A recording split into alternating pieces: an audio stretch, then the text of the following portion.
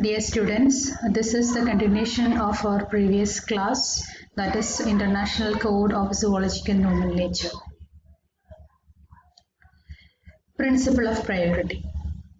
I just mentioned what is meant by this principle in one of the rules in International Code of Zoological Nomenclature. This is a clause in International Code of Zoological Nomenclature, and this is a condition in which whenever two or more names are assigned to the same taxon by different authors, the first published one will be having the highest priority.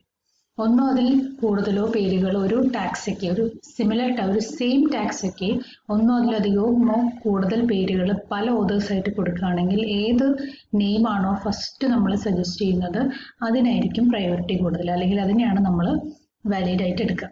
അപ്പം ഈ particular ഈ ഒരു ടൈമിന് അല്ലെങ്കിൽ നമ്മൾ valid ആയിട്ട് എടുക്കുന്ന ഈ പേരിന് ഒരു ടൈം സോൺ വെച്ചിട്ടുണ്ട്. എന്താ വെച്ചിട്ടുണ്ടെങ്കിൽ this principle is effective from 1st January 1758.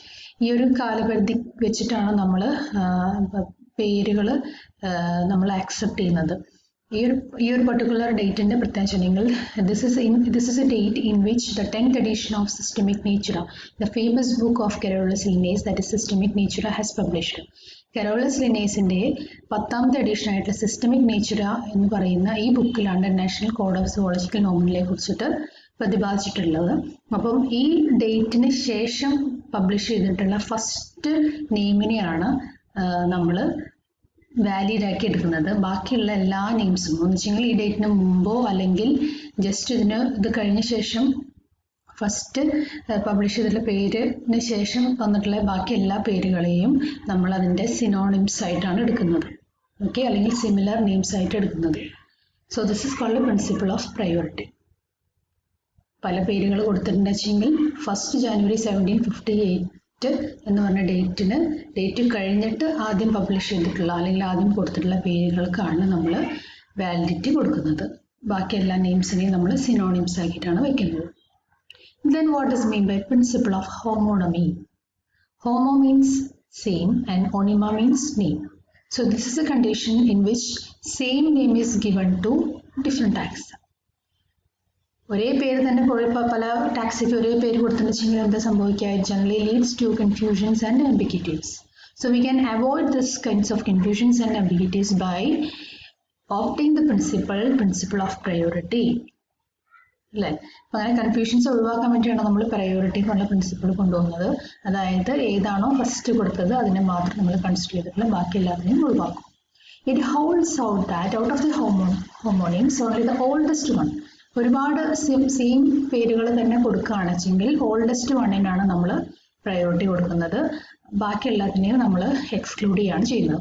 നമ്മൾ ഇതിലെടുത്തിട്ടുള്ള ഓൾഡസ്റ്റ് വൺ അല്ലെങ്കിൽ ഏറ്റവും പഴയ പേരിന്, അതായത് 1st January 1758 ജസ്റ്റ് ആ ടൈമിൽ പബ്ലിഷ് ചെയ്തിട്ടുള്ള പേര് അല്ലെങ്കിൽ അത് കഴിഞ്ഞിട്ട് പബ്ലിഷ് ചെയ്തിട്ടുള്ള ഫസ്റ്റ് നെയിമിനെ നമ്മൾ ആക്സെപ്റ്റ് ചെയ്യും.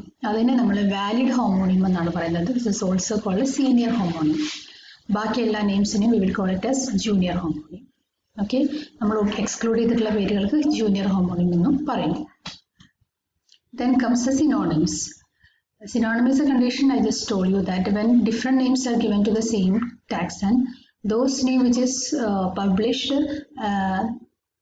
will be the valid one, and those which is not published or excluded will be the synonyms. So the different names which is given to the same taxon except the valid one or accepted one is called as synonyms. നമ്മൾ ഒരുപാട് പേരുകൾ same പേരുകൾ കൊടുക്കുമ്പോൾ ആദ്യത്തെ accept ചെയ്തിട്ടുള്ള പേര് ഒഴികെ നമ്മൾ എക്സ്ക്ലൂഡ് ചെയ്യുന്ന ബാക്കി പേരുകളെയാണ് നമ്മൾ സിനോണിംസ് എന്ന് പറയുന്നത്. ഇപ്പം മലയാളത്തിൽ നമ്മൾ പര്യായം എന്നൊക്കെ പറയില്ലേ, സിനോണിംസ്. അതായത് സെയിം മീനിങ് തന്നെ അല്ലെങ്കിൽ സെയിം സാധനം തന്നെ. And we can classify this into 2 different types, that is subjective synonyms and objective synonyms. This subjective എന്ന് പറഞ്ഞെങ്കിൽ it is also called heterotypic synonym. It is based upon different types ആയിരിക്കും ഉണ്ടാവുക ഇതിൽ subjective സിനോണിംസിൽ. പക്ഷെ objective synonyms ആണെങ്കിൽ it will be same type. And this is expressed in 2 different signs. Subjective angle it will be expressed in double single line, and objective angle we will express it in triple single line. Okay, so that's all about the subjective as well as the objective synonyms. Then what is meant by tautonyms?